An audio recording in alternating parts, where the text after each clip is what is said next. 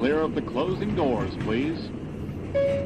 Welcome to Subway Sports Talk. My name is Peter Kennedy, and I am your host. Thank you so much, as always, for tuning into SST on Apple Podcasts app, Spotify, and on YouTube.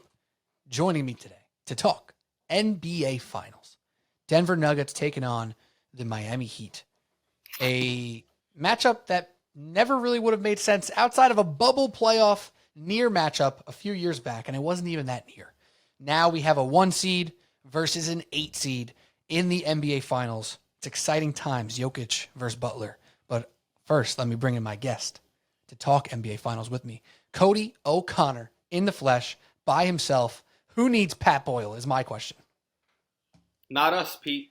Not us. It feels like yet another promotion here at Subway Sports Talk, man. I'm just climbing up the corporate ranks over here. I love it, man. It's going to be, well, that's the series a couple of us predicted. I had that on the last pod, although I can't sit here and say, even though I said Miami in 7, there's no way I could have predicted that was the outcome of that series. I've never felt so wrong about something I predicted exactly right, but that's exactly how that one went.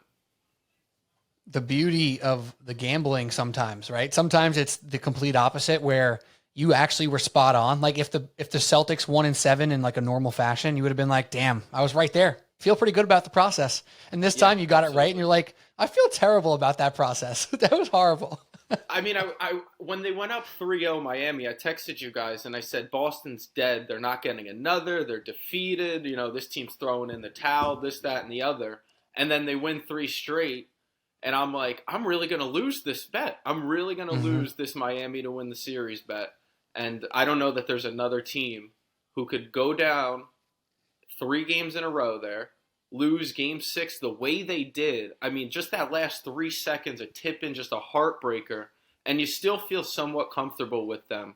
Just all kudos to Miami and that culture that if you didn't believe in it before, you got to believe in it now. Yeah, and I think Russillo said it first, or at least I heard him say it first. I'm sure it was said on Twitter 100 million times. But one of the biggest L's of the Boston-Miami series was we can't make Heat culture jokes anymore. Like you kind of can't do it. You can't do it. And hearing like Jeff Van Gundy talk about the series and how they kind of put their arms around the Celtics, and we're going to talk more about all this stuff, obviously, and talking about how their focus is just at a different level from the Celtics. And you see it, right? Like when you watch those games, even the games, some of them where Boston won, there were these stretches of time where it's like Miami's the more locked in team. That's just what they did. If you ranked who was better at each category of what's important to being good at basketball, shooting, dribbling, passing, defensive rebound, the whole 9, right? Like I still think that Boston might actually be better in a handful of categories, right? Like enough for them to have won that series probably. But the focus was not there enough to actually make it matter in each game. That's kind of what it came down to. And maybe Boston's wasn't even bad. Maybe their focus wasn't even that bad because they did still make it to 7. They did still play 3 really good games that they won. You could argue they could have won more than that. But the Heat just had it more consistently. That's what they did. And that's what they did in every series to this point. Maybe you can say arguments about the Giannis being hurt of it all, yada, yada. But at this point, it's not a fluke anymore. It's not a fluke, obviously. Right? So what we're going to do here, Cody, we're going to talk about the Nuggets Heat series at length, obviously. I'm going to bring up some questions to you and back to myself. We're going to discuss on which questions matter most and then kind of compare and contrast some various aspects of each team because they are very different.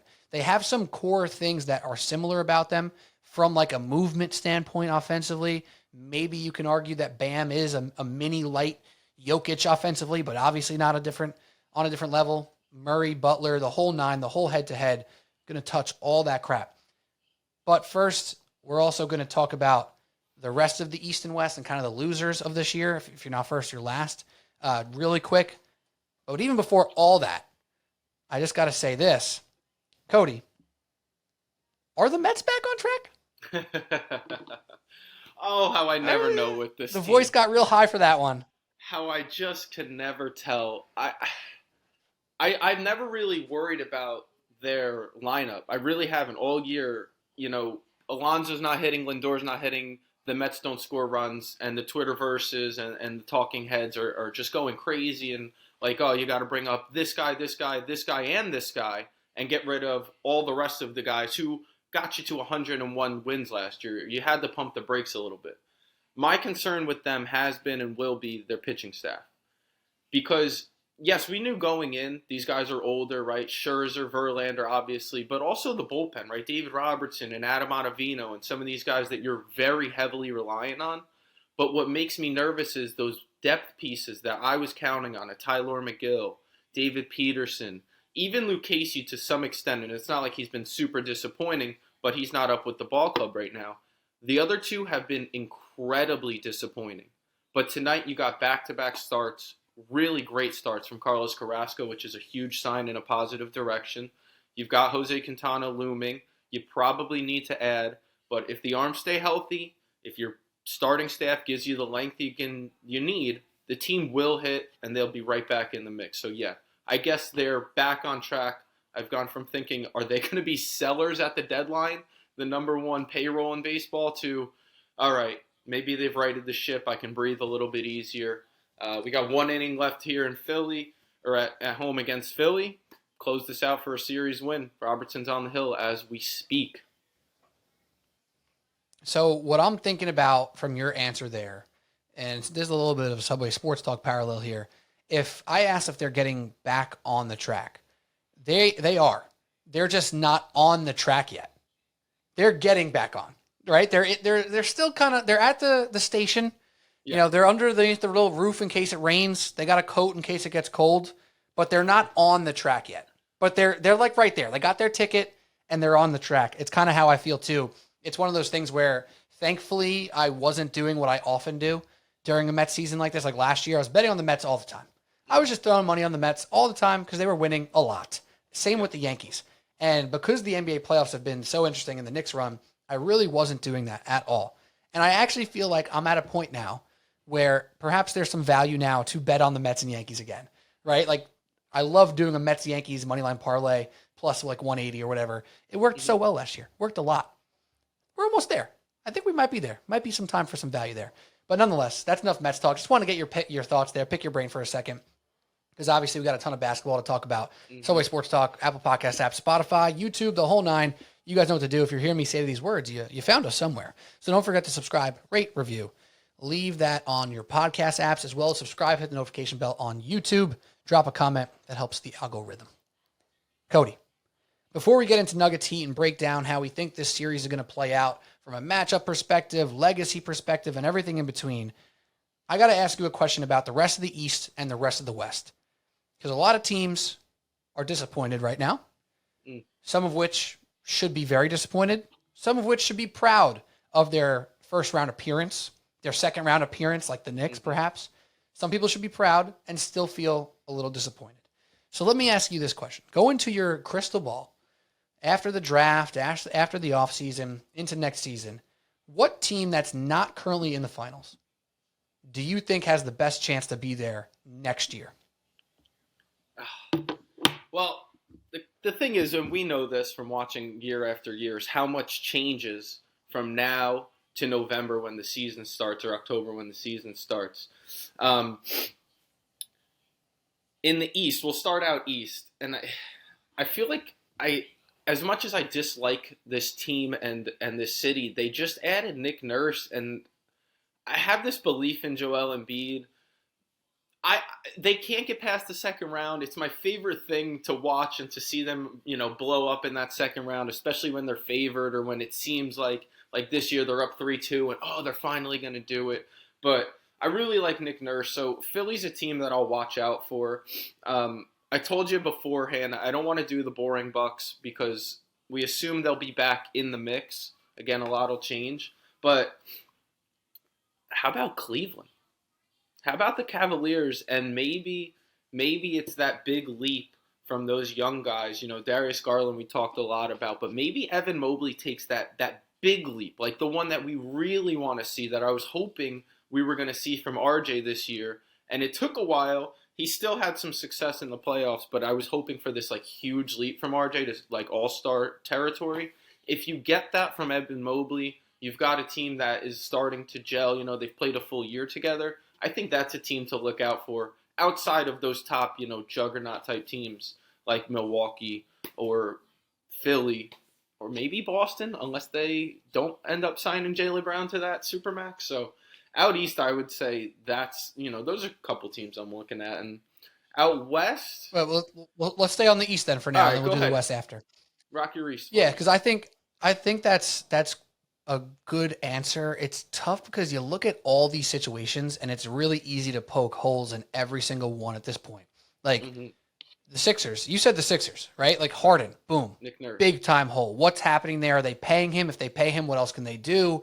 Is Joel Embiid ever going to be the type of player to get past the second round or into the finals for that matter? The Cavs just lost to the Knicks in the first round. You know, they seem to have a lot of growing pains in that playoff series. You know, do they shore up the small forward position? Does Jaylen Brown get traded? Right? Like these questions completely change the outlook on all these teams. And there's not really like a waiting in the rafters team in the 6 through 10, even 12 range. Like you could see the Magic as a big time riser this next year. Absolutely. But they're going to big time rise to like 6 or 7. They ain't, you know, they ain't going to 2 or 3, No. right? So you purposely didn't want to say the Bucks, which I totally get. They probably are still the right answer. And even though the Heat are going to get all this love that they deserve, you can still bring that up from this year's playoffs that if Giannis didn't miss any time, because he played only about half the minutes, right? If he didn't miss any time, how different does that series look if they don't get game 1 and game 2, right? So I think the right answer is the Bucks, but it's the boring answer because the Celtics are in limbo right now. Who's going to be their coach? Is Mazzulla the guy you want to run that organization? Do you want Jaylen Brown on that team in the playoffs? The Celtics are clearly good enough to be in the finals right now. Clearly. And they're not because of shortcomings from certain players in their roster and probably losing a coaching matchup, right? And lack of focus, etc. So Jaylen Brown had one of those seasons. It's very much similar to the Julius Randle season from a few years ago, or if you want to say it, from this season again, right? All NBA level. This guy's a dude. He's the type of second player you want. If you drew up line for line what type of player you wanted as your 1B or your number 2, it's Jaylen Brown. The problem is when defenses focus up, he can't dribble. He can't dribble, and he can't really pass much either, right? Like, I heard a trade today, hypothetical, Jaylen Brown for Darius Garland. And I think the Cavs say no. Like, Jaylen Brown is most likely, by most metrics, a better player than Darius Garland. Agreed. But I don't think the Cavs could even consider that. Well, they consider it, obviously, you consider it. But I don't think they would do it because then you have two guys in Donovan Mitchell and Jaylen Brown who are supposed to be good defenders and don't defend up to their potential.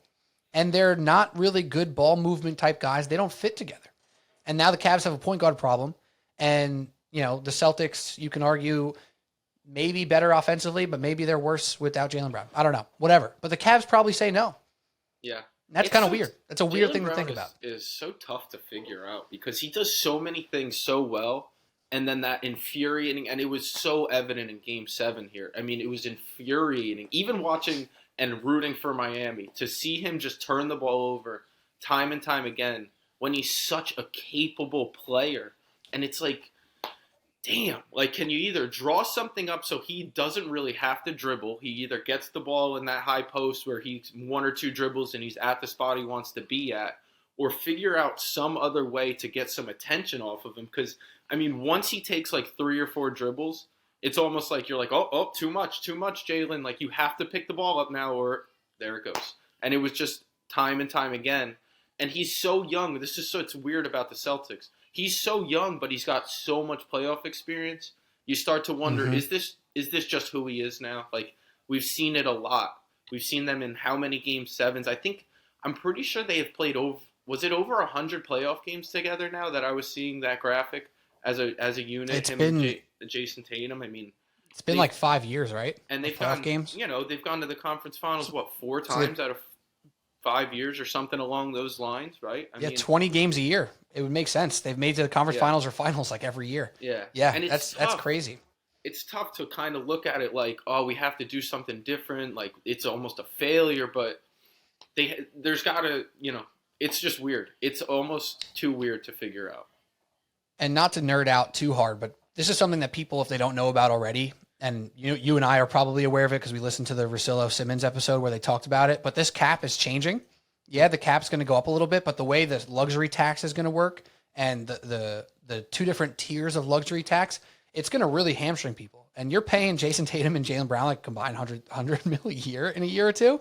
What are you doing? Where else are you making strides on that roster? They can do it for another year or two. They could, which might be their best option to actually just run it back because they're good enough to make it. They're good enough to make it. If they have Ime Udoka, do they make it? Maybe. So I think the Celtics are another good answer. I don't trust the Sixers. I love Nick Nurse. I hope he goes funky with them and makes things happen. So I hope that works. But yeah, I think it's got to be the Celtics again, which is crazy. And it's almost if you ranked it, it'd probably go Bucks, Celtics, Sixers, and then Cavs, and then Heat, and then Knicks. Like the Heat are not going to be looked at as a team that makes the finals next year. They're not. They're going to be looked at as like a fall off team, honestly. Well, I said that before this year started. We had that NBA preview pod, and I remember saying Miami, I think, as like a play-in team. Like they were the 1 seed last year. I think they're going to kind of fall off. And I said, come playoffs, watch out though. Like that Heat cold. I mean, I said all that, not knowing exactly what was going to happen, but I gotta, listen back to my own horn. I was on that one, and I think that that's the same prediction you're going to get this year. They'll be a type of team to fall off, and there's no real juggernaut because you just saw Milwaukee get knocked off again. Yeah, Giannis was out, but come on, you should not be getting knocked off to an 8 seed who walked their way into the playoffs, barely winning, that second play-in without that late comeback. They're not even in the whole playoff picture, and now here we are, ready for the preview pod of the finals with them being involved. The Zombies. And they lost in the playing game to the Heat, to the Hawks in the first one. It's crazy. It's crazy. It's really crazy. Yeah, the Heat are going to be looked at as a team that's going to be lucky to be in there. They also were the most injured team this season. So, maybe that plays a role. Caleb Martin, maybe he's actually him. Yeah. We'll find out. On to the Western Conference. The Nuggets are in the finals. That leaves us a lot of teams, Cody, that could realistically say they have a chance to play for it all. So I'm going to read off basically all of the teams. Yep. Grizzlies, Kings, Suns, Clippers, Warriors, Lakers, Timberwolves, Thunder, Pelicans, Mavericks, Portland, Spurs. I don't know. Whatever. Mm-hmm. Sure. Who do you got for the West? Yeah, Wemby. Who's to say? Right? All right. A lot of money in a Wemby. I'll give you a couple. The first one I think is probably the most obvious is Phoenix, to just run it back with Durant, with Booker, with probably Chris Paul, maybe not DeAndre Ayton. I don't really know what they're going to do there. But with more time to gel together, to have played together. I mean, they played very few games because when KD did get there, then all of a sudden he's out a couple more weeks after playing like 4 or 5 games together. So, and look, I mean, they pushed Denver to at least a 6th game, albeit how it ended, but you just watched them work the Lakers over in 4. So, I mean, that was a good team, and I still believe they're a good team. I can't understand why Monty Williams isn't there, but sometimes that's just what you do to shake things up, even though I don't agree with it. So they're certainly one, and I don't know that they're going to make this big of a leap. Say it. I don't know if you're with me on this one, but it's. I think I know who you're going to say. Can I guess? Thunder. Oklahoma City Thunder. Yeah, I knew it. I mean, they were so damn fun this year. They got the one play-in win. They got a second game with some experience. They're beyond young. Oh, and they're bringing back the number 2 overall pick from last year. So they have a core that have played together, a guy who has given more than enough time to rest that injury, to come back fully healthy, hopefully, and gel with these new guys. And they've still got their picks right now. And they still have, I think they're like, what did they end up, 12 or so in the draft? But they seem to be able to nail those draft picks. So if you get one more guy, that's not going to be like this huge impact, but just another fringe role player to add to a group of bunch of guys that just buy in and just bust their ass and play hard. And they've got a superstar in Shai Gilgeous. That's what that guy is. He's a superstar. I think he's proven as a bona fide going into next year top 10 player. I think when you make your list, we joke about it all the time, but I think that list includes Shai Gilgeous. I really believe he's at least a fringe 11-12, but he's a superstar, a bucket getter. They're a super fun team, man. I watched a lot of Thunder basketball this year. Josh Giddey made huge leaps. J-Dub, Jalen Williams, the other Jalen Williams, like they were really fun. And again, I don't think they're leaping all the way to NBA Finals, but a team that reminds me so much of that Kevin Durant, Russell Westbrook, James Harden early on years with that core. So just a team to at least look out for. I had to bring them up. I had to throw them that love. I could have guaranteed you were going to bring up either the Thunder or the Pelicans. I couldn't do it again. Not the They're Pelicans the two, again. Yeah, you can't get hurt again. You can make the argument for the Pelicans. It's just so flimsy. It's just flimsy. Like, they're good. They actually can be great. Yeah. Like, we know what they can do, but you can't say that with like a straight face. You got to caveat the hell out of it. So you can't pick them. I think you look through the rest of it. I think Phoenix is a good call. I think you could argue the Kings are a team that come back this year. Like, they gave the Warriors a freaking run for their money, man, in their first ever playoff experience. I mean, Sabonis has been there in lesser opportunities. What's it called? De'Aaron Fox, that was his first go at it. Malik Monk, like Mitchell, like they got dudes. Keegan Murray finally showed up in some of those games. Like, he takes a step forward, and they're a 3 seed again. And then all of a sudden you're looking at them like, wow, they can be right back in it. In the West, different than the East, you probably would pick the Nuggets as the most likely to return because I think they are that good. And we're going to talk about them just any moment now. But I think the Kings are another team worthy of mention. Who knows with the Grizzlies and Ja? The Suns are a good call. And the Clippers, again, like the Pelicans, flimsy. You can make the argument, but it's caveated to hell because of health, right? So I think those are the big ones. And the Warriors, man, they're like the Celtics right now. What the hell are they going to do? What's their roster going to look like? If Jordan Poole is there, does that mean that like Draymond Green isn't? If Draymond Green isn't there, is there? Does that mean Poole and Clay are gone? Like, what's going to happen? Like, are they trusting Clay gets back to her level next year or not? Also, with the luxury tax, their margin moves become way harder to do. Like, you don't pull in they don't have the mid-level exception anymore. Like, that's their bread and butter right now. Like, that's actually where they make marginal moves, and those will not exist if they're still in the luxury tax. So, pick your poison, Golden State.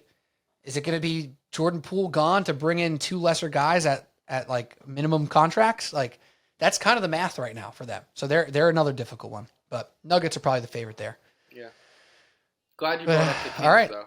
They were the team I was just like between the two, but I'm really glad you brought them up because they were super fun this year. Really talented group, and hopefully just getting started. Hopefully kind of just scratching the surface of something that can be sustained because they were, like you said, they gave Warriors everything, and it took a historic Game 7 from Steph to knock them off. Yeah, and frankly, it's so easy to nitpick to not nitpick in hindsight. To say, oh, they lost in the first round. Are they really going to make that type of leap? But one game, one quarter, one half quarter changes everything. And why couldn't the Kings beat the Lakers? Right? Like, maybe they could have. It's not like the Lakers are a juggernaut team and all of a sudden it's Kings Nuggets in the semifinals and, we're having a different conversation. But right. it comes down so often to, oh, this team lost in the first round. They're still very far away. Right. Oh, this team only made it to the second round ever. They're very far away. Sixers lost in 7. The Kings lost in 7 to the Golden State Warriors. These are not very far away. A team like the Grizzlies getting run out of the building by the 7 seed with Ja Morant question marks, they seem further away, right? There's very differences that we often forget when we're looking back on a playoffs where a team lost in the first round, second round, etc. But all right, let's move on to the Denver Nuggets here. And let's end the Miami Heat, end this NBA Finals. Let's preview this thing. There's a lot of things to talk about. One path was crazy to get here, knocking off a 1 seed, a 5 seed, and a 2 seed. And the Nuggets, on the other hand, beat the 8 seed. They beat the 4 seed, and they beat the 7 seed. However, those teams are all still pretty good. You can argue who was better, who was worse, who was whatever, but the Nuggets took care of business. The Heat mostly took care of business, except for that final series where they almost did not. But there's so many questions here, Cody. So let's start off with one more matchup-oriented question here. I want to ask you what you think are the bigger questions, or what is the biggest question out of these two here? Is it to you that the Nuggets going up against the Heat and their defense and their many schemes and zone and Eric Spoelstra and Heat culture, the Nuggets facing them with Jokic and all their pieces, or is the bigger question to you the non-Jimmy Butler offense for the Miami Heat staying at the level that they've been at?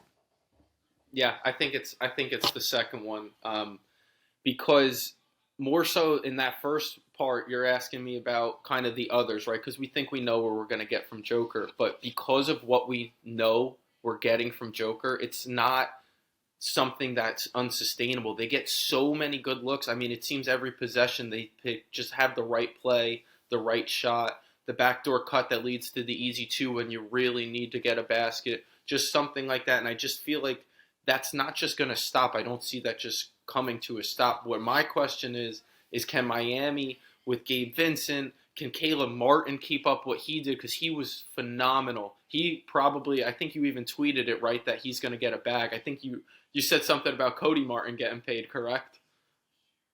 Yeah, Caleb Martin's playing so well that Cody Martin's about to get paid. Yeah, and all I could think of was Sweet Life of Zach and Cody Martin. But anyway, I just don't know because, watching that Game 7, I felt the epitome of that series was Boston is the more talented team than Miami, but they just couldn't close them out. They just couldn't make the right play. They couldn't get out of their own way, seemingly, and Miami pounced on that and took advantage.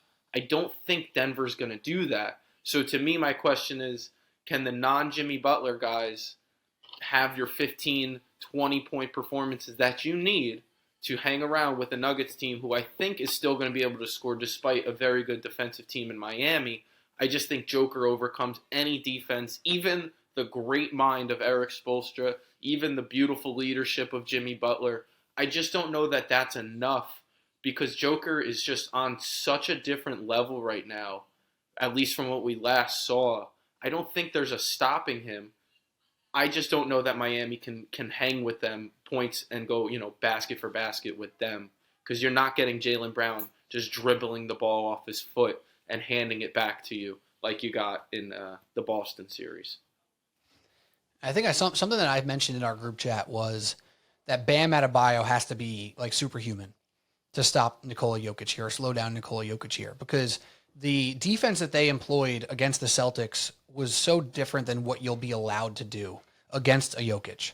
You can't send double teams at Jokic. Like, you really can't do it. He's one of the few guys in the NBA who handles them like he actually almost prefers it, right? Because Jokic can score. We've seen him put up 40 in these playoffs on multiple occasions. He can get buckets. That's not a question anymore with Nikola Jokic. We know he can break it down when the shot clock's running down and hit a crazy fadeaway. Not the question anymore. Actually, there are no questions right now, in my eyes, with Nikola Jokic. Because you let him do that one-on-one basket stuff, he's going to score a bunch of points on you and still find a few guys along the way. But if you run these double teams, you run these zones, and you are not 100% locked in and loaded at all times, someone's getting a good shot. And that's a dangerous game to play with this Nuggets team, the way they're shooting, the way they're cutting, how hard they play, how connected Jokic and Murray are at this point. It's one of the more impressive offensive performances that we've seen in a long time.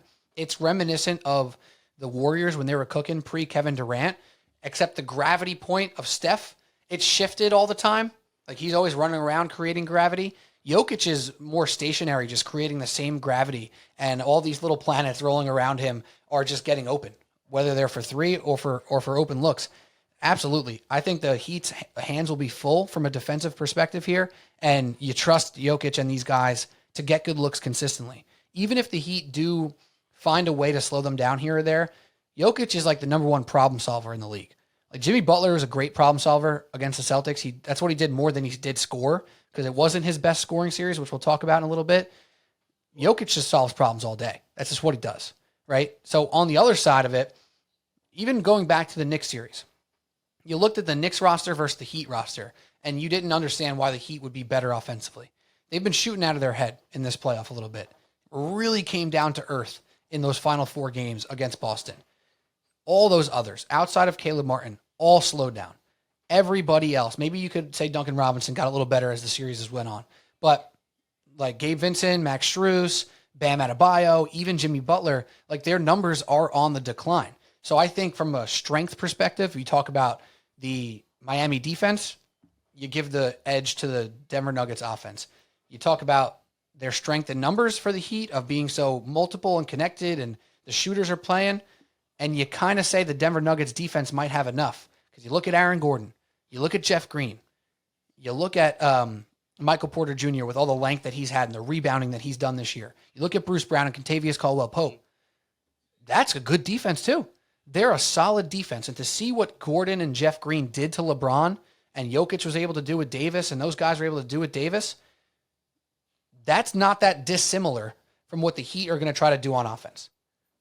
Plug in Austin Reeves into Caleb Martin because, a series ago we thought Austin Reeves was way better than Caleb Martin. Now we're like, oh, maybe they're the same, right? Maybe the same guy. Might get paid the same. They might. So you look at that and the strengths just aren't strong enough for Miami's offense. So I agree with you. I agree with you on that front. All right. Next question. Let's go a little bit bigger picture here, Cody. Is this a bigger legacy moment for Nikola Jokic and Jamal Murray and the Nuggets? Or is this a bigger legacy moment for the Heat, assuming either of those teams would win?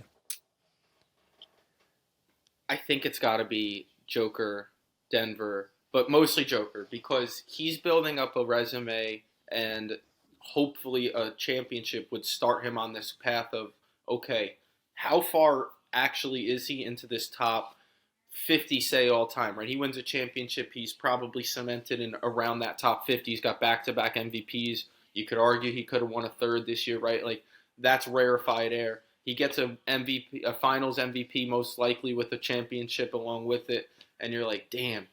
Where Jimmy, it's like, I mean, we're not always kind and we don't like to add context. So when Jimmy's career's over, you might say something like, well, he won no championship, so da-da-da-da-da. But if you really watched and pay attention to the teams that he has dragged to these spots to be in now a second finals, where when he signed with Miami, if we remember, everybody was ragging him because he left Philly, who was just knocked out on the buzzer beater by Kawhi. And they're like, why are you going to Miami? You're going there to retire. You don't care anymore, this and that.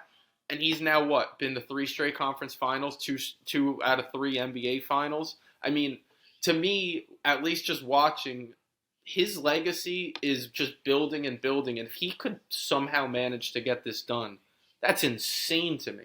He's not expected to. The odds say the same. But Joker is expected to. And he's trying to build a legacy for, I am one of the best players of all time. And a championship is what you need to start to join that conversation. Jimmy, again, he has been special. He's been unbelievable. Spoelstra and the Heat culture. But they shouldn't be here. They're an 8 seed. So this is about Joker's legacy to me more than Jimmy's. How many other players, off the top of our head, just a guesstimate, right, have won 2 MVPs and a championship in a 3-year window? Obviously, like Larry Bird won 3 in a row, right? MJ, obviously, put him in his own bucket at the top. Steve Nash didn't win a chip. Kobe's got 1 MVP. Kobe never won 2 MVPs, and his championship runs, he didn't win an MVP in any of those years. Giannis has 2 MVPs? Yeah, he won back-to-back. Right. Back-to-back and then a championship, right? So Giannis, LeBron, obviously. I said Larry Bird, Magic Johnson may have done it, maybe. Kareem probably did it, maybe. I don't know Magic's MVPs off the top of my head, and beyond that, I'm not 100%. I know he won the 5 rings, right? So again, this is off the top. Just something that came to mind. But nonetheless, think about what we just described here. Short list. Right? We described all the people who are in the 1 through 15 range all time. 1 through 9 range all time. Yeah. Did Duncan win 2 MVPs in a close enough stretch? Maybe. Again, we're not looking this up. We're just trying to spitball here. So, again, a Tim Duncan we're talking about. Top 10. Talking about something that Kobe never did. Right. So, Jokic bursts himself top 50 was being kind, not looking at the big picture. You're saying top 50, and I know you mean this in your head too, like top 50 with the chance to be top 15. Oh yeah. Right? Yeah. Like I'm now, talking cemented. now he's got 4 more drop. years of gravy. Right. Right? So with that being said, though, Cody, with that being said, my zag. Here comes my zag. Okay. This is bigger for Jimmy Butler's legacy because it is almost definitely, and I don't want to count him out because, he is Jimmy Butler. Right. This might be his last chance. You would think. Right? So you would think that's very, very fair. Very fair. But this could be his last chance. We may have said that 2 years ago, too. We probably did. Right? This could be his last chance. And if he gets one, he enters a different stratosphere. Now, the real basketball nerds like you and I will know that he's in that stratosphere anyway. But to the masses, this will be enormous because not only did he get one and made it 2 out of 3 years, but he took down a 1 seed as an 8 seed. He took down a 2-time MVP. He took down a team that is by every single metric better in almost every single category, right? So that's the zag, is that this is bigger to Jimmy Butler because this is the cherry on top of a fantastic career where Jokic is still building his cake, if that makes sense. No, that's fair. I'm glad you zagged because it would be awfully boring if we both just said the exact same thing. And I mean, nothing you said is wrong. Jimmy does this, and like I'm thinking off the top of my head of a guy like Paul Pierce, right, who's got 1 ring. Right. But that ring certainly changed his career. But he won it with Ray Allen and Kevin Garnett going and joining him, and arguably one of the first, or at the time, first super teams, right? I mean, Jimmy Butler is dragging nobody with. I mean, Bam is not a nobody, but all-star. He's also not even like, I don't think this is tough, but like between him and Jamal Murray, right, as the clear number 2s of each team, who would you rather have right now as your number 2? I think I lean Jamal Murray because of his ability to score the basketball. Bam has shown through too many stretches for me an inability to do so, even though how important he was to that team rebounding-wise and defensive-wise against Boston as they were getting smoked on the glass even with him in. When he came off the floor, it was like this team's got no chance. So obviously he's a tremendous value. I don't mean to devalue what Bam does, but he's not a perennial, he's not Kevin Garnett in this conversation to Paul Pierce, right? So that's my point. Right.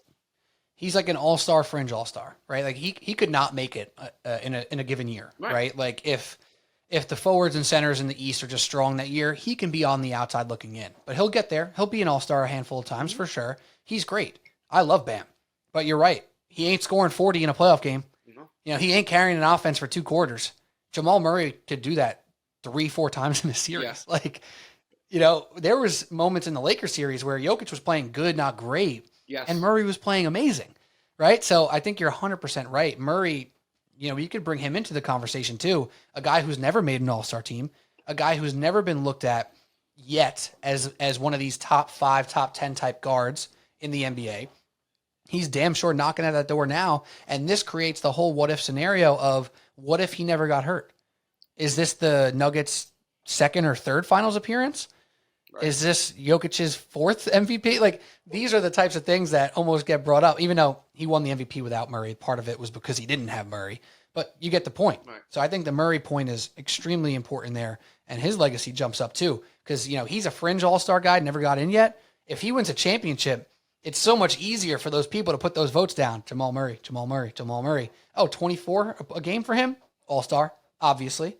If he doesn't have the ring, 24 a game is going to say, yeah, but so does De'Aaron Fox, so does Shai Gilgeous-Alexander, so does Dame Lillard, so does Anthony Simons. Like, whatever. Changes everything. What a tough list to crack, as you just named a few. That's such a tough list to crack. Those guys are all so that didn't bring deserving. up Devin Booker. I know. It Steph Curry. We didn't Steph even Curry, get to yeah. It didn't bring up. So, and that's just like the Western Conference players. Like, that's just that. That's the Mike Conley crazy effect, right? That's what always happened to him. He was always like the 4th or 5th guard. Great player. Right. Not recognized for it. So that's good. That's a good question. I look forward to seeing how that plays out. I really, really do. All right, let's move on to the next one here. And this is a little X factor question. So we talked about Jimmy and Bam a good bit. We talked about Jokic and Murray a good bit. We've mentioned the others on the Heat a little bit. mentioned some of the others on the Nuggets. So let me ask you this, Cody. Next question. I don't know how to phrase this, but you know what I'm doing. Who's the more likely X factor unit? The unit of KCP and Bruce Brown, and I guess, well, I don't know if we want to throw Michael Porter Jr. in there. Who? Jeff Green. Maybe. Oh, Jeff Green. Right. I didn't know if you were tiering Jeff Green, Michael Christian Porter Brown, almost elsewhere. Porter's one of those tweeners, but whatever. Porter, KCP, Bruce Brown, all those dudes, or Caleb Martin, Kyle Lowry, Gabe Vincent, Max Strus, Duncan Robinson. Whose X factors, the non-star X factors, do you trust more? Trust more. I feel like I'm giving the same type of answer, but it all comes back to Joker and how he involves these guys and how so bought into this that they are. They're so involved and they're so invested offensively. It's like you never know, hey, I might get the ball this possession. You don't always feel that on every team, and I think sometimes you see it in gameplay as guys just kind of hide in the corner, and it's like all of a sudden, oh shit, the ball came to me. I guess I should shoot it now. And they're not in any type of rhythm. Like, these guys stay in a rhythm.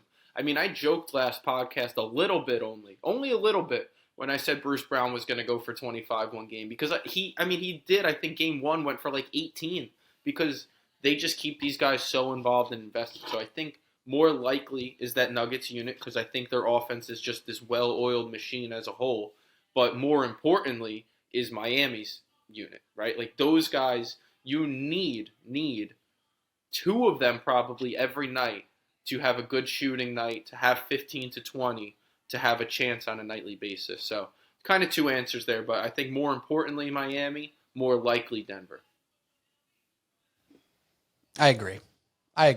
You think about the Nuggets players, put them on the Heat's roster, and yeah, they're not part of Heat culture, but in a vacuum, maybe we'll say, in a hypothetical world, I think you kind of go to almost all the Nuggets guys and put them in before you pick the Miami guys, right? Like, maybe not Gabe Vincent because Bruce Brown isn't a point guard, right? Mm-hmm. But he's better than Strus. He's better than Caleb Martin's a different conversation right now. We can talk about him in a minute. He's better than Caleb Martin though. He's better than Duncan Robinson. Like, he's better than all those guys, right? So that's just Bruce Brown. KCP, the same thing. KCP be starting on the Heat. Easy. Yeah. Not even a question mark, right? Like, Bruce Brown wouldn't be starting maybe, but he'd be first man off the bench, very important. It's kind of funny. Go through it. Michael Porter. Sorry, but those two, KCP and Bruce Brown, feel like exactly the type of player that has been on Miami, though. Like, they feel like if they honestly throw them there, they would just make perfect sense. But go ahead. Bruce Brown would thrive in Miami. He's such a Miami 100%. guy. He basically is Heat culture in Denver. He might end up there in the next couple of years. I could see it. I could see it too. Two very fun cities. I've never been to Miami, but I was actually just in Denver. I flew in right after they beat the Lakers, and I flew out right before Game 1 of the finals. But you got so I missed the basketball action. Mets win. The only win of the series. The only Mets win of the series. Yeah. There you go. So that was nice. Denver's beautiful. So yeah, I think I agree with you. Even Michael Porter, again, he'd be the number 2 scorer on the Heat. No question about it. Aaron Gordon. We didn't even talk about Aaron Gordon. Oh, that's right. You know, another guy right there. He's on the Nuggets, right? Yeah. We also didn't talk about Kevin Love. I can't believe he slipped through the is fine. Cracks right there. And we'll see if Hero comes back. So what's your take on Hero? Let's do that before I ask you the last question. Tyler Hero might be back for this series. It looks like he'll be back for at least a portion of this series. Yeah, I saw. Is that good, bad, and different? I saw Game 3. That's so tough because it's like, again, watching them, and it's like sometimes they have such a hard time creating their own shot. And even though some of them fall, it's like, can you really sustain this? And they're just hitting such tough shots. I mean, Caleb Martin in that Game 7, the shots he was taking were not only tough, but God, the moments he hit them, like every time Boston got it to like 8, even 10, 11, it's like, damn, Caleb Martin just hit another contested 3. But Tyler Hero gets good looks. It's just now he's rusty. He hasn't played in over a month. He's going to maybe, like, does he throw off some rhythm for them? Does he start taking too many shots away from Caleb Martin, who just lit up Boston in that series? I saw a stat line. He was under 50% once in that series where he's 5 for 12. Every game he's double digits. I think he was over 20 twice or around it. I mean, he was lighting them up. I don't know if he can carry that again. It's obviously not a bad thing to have an extra guy, an extra scorer, but those question marks start to arise, right? Like, is he just going to take away from those guys who I just mentioned? That's a weird one that I guess really you have to see it to figure out. It's hard to say.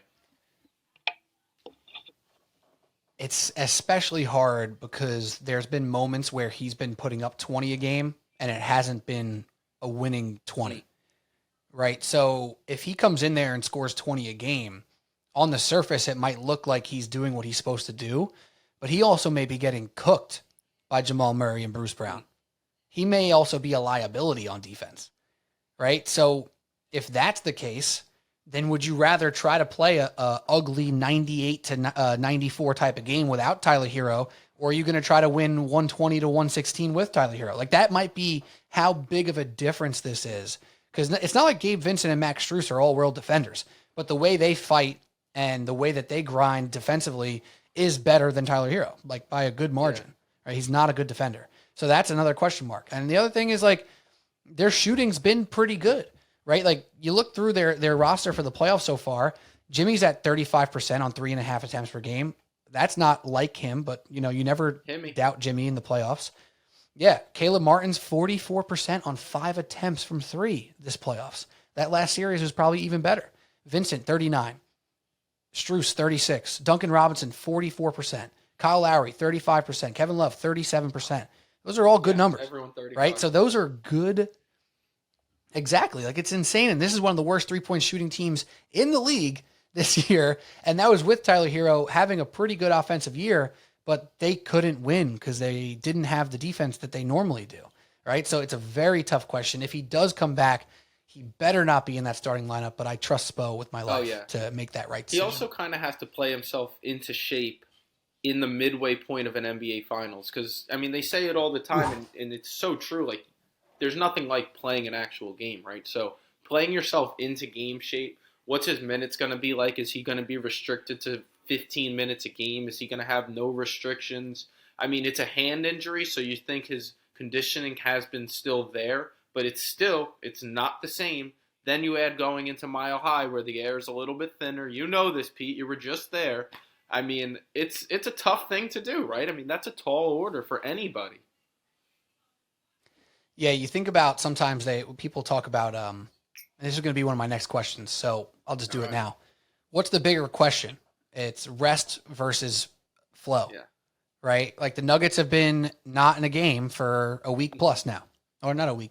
Yeah, they'll be at over a week by the time they play on Thursday night. The Heat played two nights ago. They're ready to go in theory, but as I mentioned to a buddy in a text, like, the Nuggets might have the biggest home court advantage in the league. We've just never gotten to this point for it to truly matter. They've never been good enough for it to truly matter outside of a few mellow seasons, really, right? So what's more important to you now? The flow of the Heat playing in these games day after day, or the Nuggets having the rest, even with the element of the Mile High City? Man, you are hitting the good ones, Pete. This is a tough question because I think for Miami, you almost have to get game 1 because of that exact scenario. Like, if there's going to be rust on Denver, you're going to see it early in game 1, where Miami, maybe you're in this rhythm, you're in this flow, you're feeling good. I mean, granted, they just lost 3 out of the last 4 games, this team that's going to the finals. So that's really tough, and I don't know, again, how to exactly handicap that. But if I'm Miami, I'm putting every single egg into the basket of we need to steal game 1 and take home court advantage, bring it back our way, go back to Miami, 1-1 at worst, and, see where the chips lie from there. So it's really tough. I don't know with this rest versus rust because I don't remember a time where a finals team has gone into a series this long after their last played game. And I was listening to the Nuggets head coach, Malone. He was actually on Part of My Take, and they were asking kind of a similar question, right? Rest versus rust. And he's like, I mean, you can't simulate games. You can do the best you can in practice, but it's not like a game, and it's certainly not like a finals game, right? So it's going to be something to watch, but if the Nuggets get out early and look like themselves, watch out, Miami. It could be trouble. When was that podcast, by the They way? dropped that, I think, Tuesday this week. I think it was just, So it was in I between. got breaking It was news for in you. You want between. breaking news? Hit me. Detroit Pistons have hired Monty Williams. 6 years, $72 million. Big contract. Yeah. I saw That's a that. good- I saw that being rumored I earlier. like that. A lot of bread, bro. I'm pretty sure that's the second highest paid coach in the league. So. Let it fly. Who cares? It doesn't come out of the Well, cap. you know right? what? If you're Who serious cares? about winning, you get a coach who's proven it, and they've got a hopefully young superstar in Cade Cunningham and some guys to build around. And, we didn't really get to see it last year because Cade went down so early, but I know you were big on him, and Right. I really liked what I saw from him too. So, hey, why not? We went through the whole East just now, Pete, and I'll tell you what that made me think at the moment was, one, maybe the Knicks do have a shot if they just run it back because it doesn't feel like there's this clear-cut team. And two, why not if you're one of these other teams? You add a piece or two, and hell, you just watch an 8 seed, they're in the finals. Why not? See, yeah, 100%. That's it's kind of crazy. It's kind of crazy to think about, but it's true. On the rest versus rust thing, which thank you for saying that because I couldn't think of the right terminology. If this were any other arena, any other city, I would say I like the Heat in Game 1. I would go in and take the points. I'm sure it's up right now. I could pull it up. It's probably like 5.5 or something like that. I assume. I'll pull it up in a second. I think it's higher. 8.5. 8.5. Ooh. So 8.5. I'm taking. Go ahead. Yeah, if this wasn't in Denver, I'm taking the points there and saying rest versus rust. I like the team that just played. They're going to keep it close. They're going to give it all they got away. The Heat have not been scared of an away crowd yet. Home court advantage, away court advantage doesn't matter to the Miami Heat. But in Denver, it's a different story. So I think I agree with you. It's going to be the Nuggets' advantage. The Heat got to go all the way in to try to win this game. All right, Cody, let's do it. Final thoughts. Let's make predictions. Let's do the damn thing. First, before we do that, is there any other matchup points? Is there anything else you want to talk about from a star perspective, matchup perspective, anything? Only thing I'll say, and we've kind of already covered it, but if Jamal Murray comes out and plays the way he just did in that series, I just don't see how Miami can keep up. If he's the 32 per game, then he could have won MVP of that conference finals because he was that good. And there were some lulls in Joker's game, which just for his standards. But no, other than that, I really feel like we covered it all. Can Caleb Martin keep up what he did? Can Gabe Vincent give you another 25 point performance, maybe twice? I think we covered all the matchups that I would have highlighted going in, except we somehow missed Aaron Gordon, just like completely forgot he plays basketball in this series. But that's fine. Yeah, I mentioned him in passing twice. Meanwhile, he just guarded the hell out of LeBron and Kevin Durant in the past. And two you series. assume they're throwing him at Jimmy Butler. So I don't know how we both just missed that, but we did. Human. Right. And he was so disciplined against Durant. I was really impressed with that. Like he wasn't swiping on fakes or jumping too much. And it was just really impressive. Him and Jeff Green are just bodies that can handle it. Yeah. It's really impressive. It sounds like I know where we're both going, but let's just do the damn thing. Cody O'Connor, give me your prediction, games in the series, etc. for the Nuggets versus Heat finals matchup. Yeah, so you do know I'm leaning Nuggets. It's more than just a lean. I just think, and it's so hard to just be like, I'm going to count Miami out because we've done that 3 straight times essentially, and they've proven otherwise. But I just think this team is too much to overcome. This Denver team, again, is not going to make these mistakes that I felt Boston made. And I really felt I saw that in Game 7, that Boston got better looks. They were killing them on the offensive glass, and still Miami was able to overcome that. I don't think they have enough to overcome this team, and more specifically, this player, who's just, again, on such a different level. So I am going Denver. I've taken a parlay already of Denver minus 1.5 games with the Kings to win the Stanley Cup. Or did I say the Kings? Who am I thinking? The Knights. Yes, you did. Sorry, kind of similar. The Knights. There we go. It's like there is a Kings team in the NHL. The Princes, whatever, the Queens. So I do have that, and I think it's Nuggets in 5 games. I think they make somewhat quick work of this Miami team. And I think Miami, just hats off to you. You've absolutely, completely maxed out your season and your potential. I think it's the Joker's time, and maybe it's the start of a new dynasty out west. Well, we talked about how it would be nice to disagree with each other and to zag. The Miami Heat have been counted out every single time in this playoffs. The Miami Heat took down Giannis and the Bucks. The Miami Heat were not even as good, probably on paper, as the New York Knicks. Where you're going. It's Nuggets in how many games?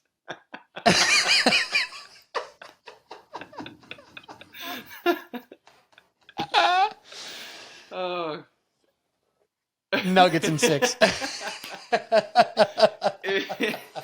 If you wanted to disagree, I wasn't the guy to bring on. We see eye to eye seemingly very often.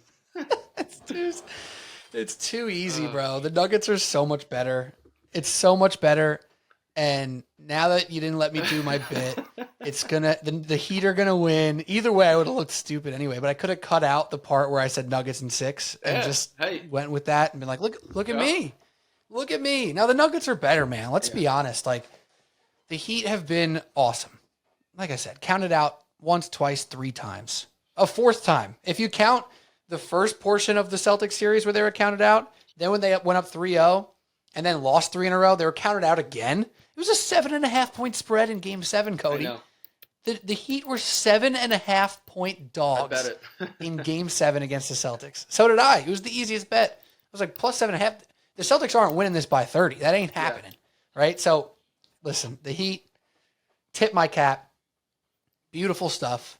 I love you guys. If you didn't beat my Knicks, I would have been rooting for you every single series so hard. Jimmy, shout out. Caleb Martin, shout out. Spo, shout out. Bam, shout out. Everyone shout out, except for Kyle Lowry. Screw you. But the Nuggets are just better. Not even Kyle Lowry. Like, if he wasn't playing against my team, I would be like, listen, I don't like what he does, but goddamn, is he making winning plays? Yeah. Right? So I'd love to root for the Heat, but I can't. I'm in way too deep with with Jokic and the Nuggets here. They're too good. Jokic is too good. Jamal Murray is rising rapidly as we speak. It's amazing. I love it so much. The Nuggets are going to win. I would say 5-2, but screw it. I said 6. It doesn't even matter. The Nuggets are winning this series. Jokic going to average a triple-double. Put him in the Pantheon. Book it. That's it. Yeah, it feels mean to go Put 'em in there. Against Miami after all they did for me last series. Plus 400. They get that series win for me after, giving me near, heart attack in Game 6. I was so sad about that. But you've done what you can, Miami, and I appreciate you for it. Who knows? Maybe I'll take them in a game. But, yeah, we see it the exact same way. I just think too good of a team and a team that won't make the mistakes, like I said, that Boston did. That's it. That's what it comes down to. He will have moments where you go, oh my God, are they going to do it? But the Nuggets have answers, and that's the most important thing. The Knicks had no answers. The Giannis-less Bucks and partially the Giannis-full Bucks didn't have answers. The Celtics did not have enough answers. The Nuggets have all the answers. That's it. Subway Sports Talk. Any last words, Cody? Anything else to touch on? Do you watch Succession? I did. I watched it, finished it the other day. I mean, what an unbelievable show and what an unbelievable ending. It was fantastic. Beautiful. The ending left me about 10% dry, but the finale fulfilled me completely, if that makes sense. Good with it. I was good with how it ended. I didn't know how they were going to do it. It felt like I didn't know the whole time, which is the mark of a good show, right? You watch the whole series, you feel like you get a feel or a vibe. I mean, without spoiling anything, it was just it kept me on my toes. It kept me on the edge. I loved the comedy in it. It was a great show. I was very glad I started watching it, finished watching it. And no, man, nothing else. The Mets won. They closed it out. They just won a series against the Phillies. Are they on the tracks? Let's see. Long season ahead of us. And just like the Nuggets and Nikola Jokic, put Succession in the Pantheon, baby. Let's go. That's all we got. Subway Sports Talk. My name is Peter Kennedy. Thank you for listening. Subscribe. One one more time. Subscribe, rate, review on your podcast apps and on YouTube. Don't forget to drop that 5-star review.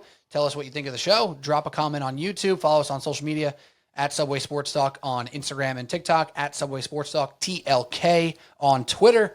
And we will talk to you next week. Cheers.